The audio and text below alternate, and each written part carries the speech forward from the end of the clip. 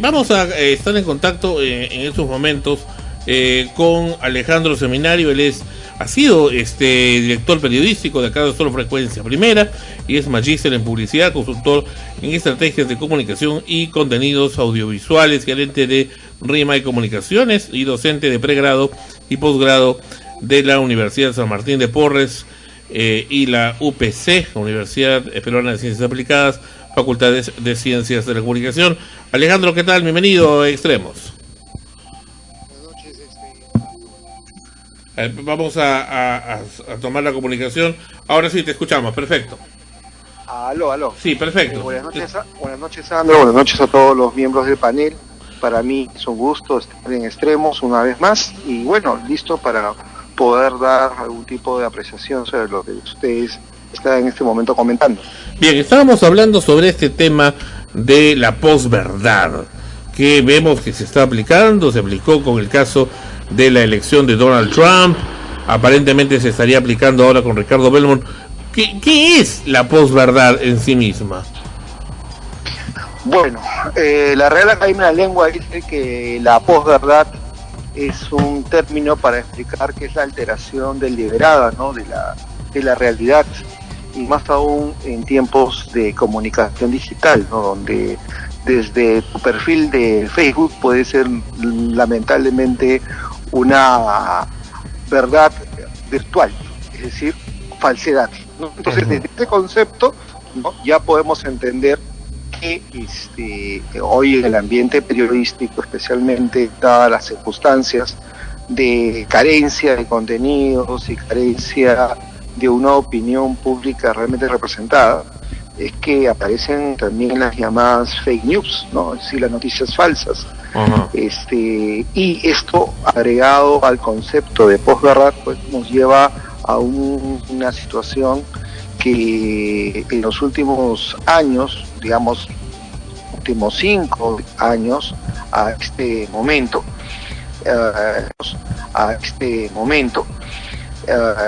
hay mucha gente que no sabe si está comentando sobre un hecho real o un hecho totalmente ficticio.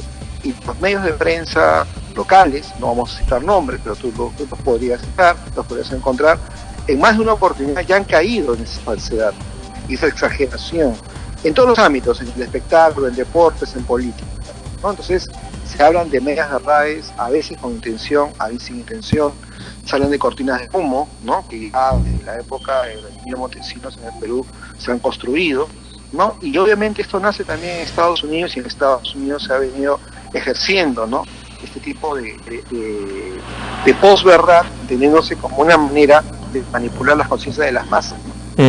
Ahora, un poco esto tendría que ver, por ejemplo, con las conspiraciones, esto que se habla mucho en los diferentes canales de televisión de YouTube. Ya, es cierto que en este momento, por ejemplo, el caso Odebrecht, que es un caso de corrupción que definitivamente está involucrando a más de 15 países en Latinoamérica, hace que los dueños de medios de comunicación, si tienen intereses obviamente dentro de este tipo de empresas constructoras, traten por todos los medios de ocultar la verdad. Y si para ocultar la verdad hay que inventar noticias, lo van a hacer. El caso concreto, el del comercio en el Perú, ¿no? Entonces, la concentración de los medios, de alguna manera, puede llevar a una no tan sana forma de comunicación con el público. Es decir, si hay intereses creados por un lado, entonces es más fácil llevar al público hacia el entretenimiento banal, o en todo caso a generar una agenda mediática. La agenda mediática, Sandro, tú bien sabes, no es la agenda de la población o del ciudadano común, ¿no? El ciudadano común tiene problemas que lamentablemente los medios de comunicación no van a cubrir, ¿no? Y eso es, de alguna forma, consecuencias que está viviendo esa sociedad, no solamente en Latinoamérica, no solamente en esta parte del mundo, sino en el mundo entero. O sea, los medios de comunicación están concentrados en pocas manos. Correcto. Jorge Carvajal, adelante. Sí, mira, una consulta yo tengo. En el caso de la posverdad, ¿cómo es que funciona o cuál es la línea más básica de funcionamiento que tendría? O sea, ¿funciona a nivel de unidad de persona o a nivel de una unidad de grupo? Porque de acuerdo a la cantidad de personas también el grado de análisis cambia, ¿no? Si es una persona de repente independiente, tiene mucha más facilidad de repente para poder investigar, de no ser tan fácil de influenciar, mientras que por otro lado, si está dentro de un grupo, se ha demostrado, ¿no?, que el ser humano tiende a seguir al comportamiento de la media que manda dentro de esta unidad, ¿no? ¿Cuál es el fundamento básico y asimismo también cuál es el eje motor, por así decirlo, ¿no? Bueno, asumo que yo en este caso son los intereses principalmente, ¿no? Pero no sé si es que hay algo externo a todo eso. Claro, mira, lo que yo te podría decir es que esto se mueve en relación básicamente a grupos, comunidades. Es decir, ustedes comentaban, creo, antes de que entráramos al aire con ustedes, el tema de Donald Trump, ¿no? Entonces, y toda la campaña que se ha hecho a través de Facebook. Ustedes saben de que de una manera u otra todos estamos monitoreados por Facebook, así que tenemos una cuenta. Entonces es mucho más fácil saber los intereses, ¿no? Las opiniones, los temas que de alguna manera van a encender la hoguera, como se dice, por segmentación de público, de edad, en fin. Entonces, teniendo ese dato, que es un dato revelador frente al público, ¿no?, es que estas cosas ocurren, ¿no? Porque si no, no habría manera de saber cómo manipular a tanta gente, incluso con un hecho que a todas luces es falso, ¿no? Eso pasa constantemente cuando se dice algo a medias, ¿no? Correcto. Ana Rosa, adelante. Alejandro, ¿qué tal? ¿Cómo estás? Justo acá habíamos estado analizando un video de Ricardo Belmont en su incursión en Gamarra y la manera en cómo manipula delante de su grupo, el grupo de personas que lo estaban siguiendo, ¿no? La aparición de una persona X que estaba caminando por ahí, que le increpaba sus últimos comentarios acerca de los venezolanos en el país, ¿no? Le decía no a la xenofobia, no al odio, y se da pues un pequeño, digamos, el enfrentamiento, no sé si decirlo así, porque tampoco llegó a mayores, pero el punto es de que nosotros veíamos un poco esa manera en cómo él está manipulando la información y el sentir de muchísima gente, que a su vez también se deja llevar mucho por lo que dicen, ¿no? O sea, hay en estos momentos estamos pasando en el país por una situación en la cual hay mucho enfrentamiento entre quienes están de acuerdo y quienes no están de acuerdo con la llegada de nuestros hermanos venezolanos al país, y de alguna u otra forma él ha cogido ese punto muy sensible y muy latente para darle un cierto impulso a su campaña, porque a consecuencia de ello es que se ha comenzado a hablar más de Ricardo Belmont, y lamentablemente, y digo lamentablemente porque no estoy de acuerdo con sus opiniones, muchísima gente lo apoya, ¿no? Diciendo que el hermanón, que ese es así, que te apoyo, que voy a votar por ti, todas esas cosas. Definitivamente ahí hay un factor de posverdad, pues, ¿no? Está a todas luces tomando en un tema muy sensible, muy emocional, y distorsionándolo de alguna u otra forma, ¿no? Y cuando se le pregunta acerca del tema, también comienza a distorsionar sus respuestas, ¿no? Como diciendo, yo no he dicho eso, cuando hace un instante has escuchado claramente lo que ha dicho, ¿no? ¿Qué te parece eso? Mira, en realidad hay muchos ejemplos de posverdad.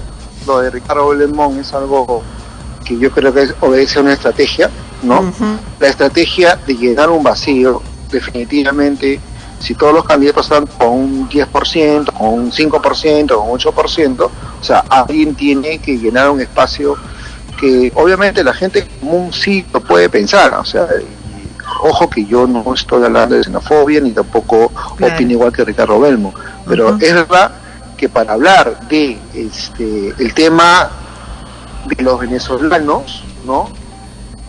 Hay que hablarlo desde un ambiente que es el ambiente del emprendimiento, el ambiente del informal, que siempre ha estado acostumbrado a invadir para poder salir adelante. Uh-huh. Entonces, este espacio, ¿no?, donde confrontan los inmigrantes peruanos que vienen de la sierra a la capital, y los jóvenes que no tienen oportunidades, es cierto que te confrontan con inmigrantes que vienen de Venezuela. Entonces, qué mejor escenario para poder hablar de estos temas, ¿no? Entonces, si te das cuenta, es una construcción de un escenario que ya de alguna manera se venía dando. Nadie lo hablaba, nadie lo quería decir, ¿no?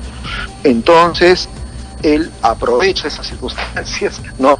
Y obviamente es la alternativa para que todos los medios volteen y digan, bueno, ¿qué pasa, no? Entonces, el tema de la posverdad justamente lo que busca es hacer un show de la realidad misma, ¿no? Ujú. O sea, esto yo creo que tiene su figura más, digamos, primigenia en todo lo que es un reality show. O sea, el reality show es eso, ¿no? O sea, básicamente lo vemos desde la década del 2000, ¿no? En Europa, en España, en Estados Unidos, el mismo Donald Trump tenía su propio reality, no lo olvidemos. Entonces, esa manera de manipular es muy frecuente y los medios de comunicación masivos están obviamente alineados a ello. Ahora, medios como nosotros, ¿no? Como ustedes en este momento que estábamos hablando de, oye, es notorio de que se está manipulando, de que se está de alguna manera tergiversando la verdad con 10 verdades, es lo que hace falta, ¿no? O sea, en las redes sociales todo el mundo retuitea, todo el mundo comparte, todo el mundo dice me gusta o me disgusta, pero nadie opina, ¿no? Entonces, ese es el problema que hay, ¿no? Y mucha gente desinformada le da me gusta o no me gusta algo, ¿no? Por ejemplo, no cambiemos de tema, yo sé que están hablando ustedes de Ricardo Belmont, pero es bien inusual ver cómo Keiko Fujimori tiene un video en YouTube con más de 19,000 no me gusta, ¿no? Ajá. Entonces, eso es bien gracioso verlo, ¿no? Entonces, ¿y por qué, no? ¿Qué se está buscando? Hay muchas cosas detrás, ¿no? O sea, de verdad que hoy día, este tema de la posverdad se está convirtiendo en un tema de investigación en muchas universidades del mundo, no solamente en el país, ¿no? Ahora, los periodistas tenemos una responsabilidad muy grande, porque nosotros manejamos información privilegiada y podemos orientar, ¿no? Lamentablemente a veces esa información privilegiada solamente sirve para quizás tergiversar la realidad, ¿no? Y ahora que hablamos también de plataforma, de portátil virtual, también existe Así es. su portátil virtual que sale cuando ven que aparece en YouTube un video sobre el señor Belmo, como por ejemplo, inmediatamente a insultar, ¿no? a los que se le oponen, a tratar de callarlos sin argumento alguno, simplemente diciendo que es un tal por cual, la clásica, ¿no? Es homosexual o es tal cosa, en fin, ¿no? Ahora, simplemente la cosa es desacreditarlo, ¿no? Pero sin mayores argumentos. En algunos casos, algunos pisan el palito y ya le insultan también, y ahí se va del tema y van simplemente al tema del juego de los insultos, y al final queda ahí el asunto y la persona a veces se cansa. Sandro, por ejemplo, en este caso, ¿no? En vez de hablar de los problemas de Lima y en vez de hablar de los problemas del actual alcalde de Lima, ¿no? Se está hablando, y de los ciudadanos, se está hablando simplemente de un señor, ¿no? Que está de alguna forma utilizando el chauvinismo, ¿no? O sea, siempre ha sido un buen tema, ¿no? Si yo hablo de, por ejemplo, los chilenos, voy a obtener la atención de ustedes, ¿no? Si yo, por ejemplo, hablo de temas como el aborto, voy a tener la atención de ustedes, o sea, porque son temas polémicos, o sea, jamás van a ser temas no polémicos. O sea, hablar de un peruano en un chileno es complicado. Esta misma situación, ese mismo sentimiento chauvinista y ese mismo sentimiento de patriotero es lo que se está aprovechando en este momento para hablar de los venezolanos, pero en el fondo es solamente una cortina de humo más, ¿no? Una cortina de humo más que no justifica bajo ningún punto de vista que se deje de lado los temas reales, ¿no? Por ejemplo, ¿qué temas reales? Podría yo decir de Lima, ¿no? Nosotros, ¿cómo vamos a superar nuestro problema de distribución de la población? O sea, la población está mal distribuida, ¿no? Porque no es posible que la gente pierda horas y horas en transporte. O sea, ese tema nadie lo va a hablar. ¿Y cuánto falta para las elecciones? No falta más que 40 y tantos días. O sea, eso es lo más gracioso. O sea, faltan 45 días para que elijamos a un alcalde de Lima. Estamos hablando de algo que no vale la pena. Que no tiene Eso es nada la que ver, posverdad. además, que no tiene nada Exacto, que ver eso es además la posverdad. con la gestión que realizaría un alcalde, ¿no? Es más, cuando el periodista le pregunta acerca del tema de seguridad, no le llega a contestar nada concreto, le contesta lo que, bueno, ya todo el mundo sabe, que tienen que verlo con el Ministerio del Interior y que el alcalde debe coordinar eso, pero le pregunta, ¿no? ¿Cuál sería en todo caso lo que tú le plantearías al Así es. ministro? Tampoco contesta y finalmente luego ya de todo lo que ocurre le dice, bueno, ya, entonces hablemos del transporte, ¿no? ¿Cuál es su propuesta de transporte? Primero, que parecía que se le había ido la idea y se quedó medio en blanco, y luego mandó a todo el mundo a que revise sus redes sociales, ¿no? Que ahí están sus propuestas, pero no propuso nada al final, no propuso absolutamente nada. El afán es la inmediatez de tener un espacio que no tenía, ahora ya lo tiene, lo ha logrado, me imagino, con este tema de los venezolanos, que obviamente a muchos de los compatriotas que tienen que luchar día a día, ¿no? Y que no tienen ningún apoyo de nadie, obviamente ni del Estado, ni de uno local, ni de nadie, entonces sí le afecta tener competencia de un extranjero, entonces es obvio que va a tener que reventar el tema, pero eso no es el punto.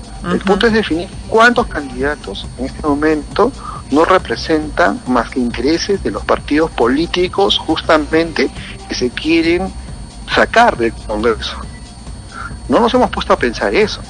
¿Cuántos de ellos van a tener regidores en cada una de las municipalidades? No se habla de eso, solamente se está hablando de lo folclórico, ya, que es parte de esta civilización del espectáculo, ¿no? Que ya hablaba Mario Vargas Llosa en su ensayo, ¿no? Que es lo que estamos viviendo. Muy bien. Alejandro, muchas gracias por tu participación aquí en Extremos, episodio 516. Nos has aclarado muchas dudas respecto a este tema de la posverdad, que está pues tan en boga en estos momentos y que pues vemos cómo se está manipulando y mal usando. Muchísimas gracias por tu participación. Y nada, Sandro, será en otra oportunidad y muy agradecido a todos ustedes. Ok, muchas gracias. Gracias.